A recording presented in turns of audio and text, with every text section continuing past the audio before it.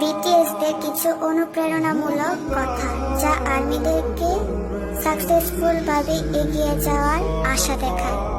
BTS leader RM বলেছিল, যদি অন্যকে ভালোবাসতে চাও তাহলে প্রথমে নিজেকে ভালোবাসো।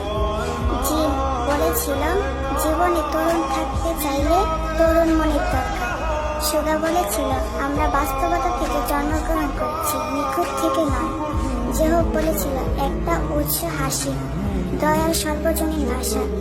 জিমিন বলেছিল, ব্যথা মানুষকে শক্তিশালী করে তোলে। ভি বলেছিল, যখন কোনো কিছু কঠিন হয়ে পড়ে কিছুক্ষণ থামো, কিন্তু পিছিয়ে যেও না।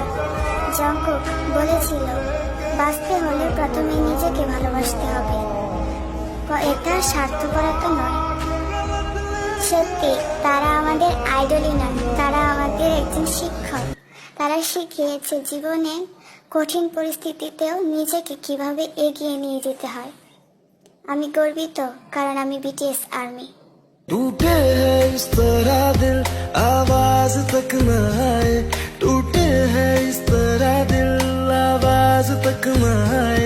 हम जैसे जी रहे हैं कोई जी के तो बता।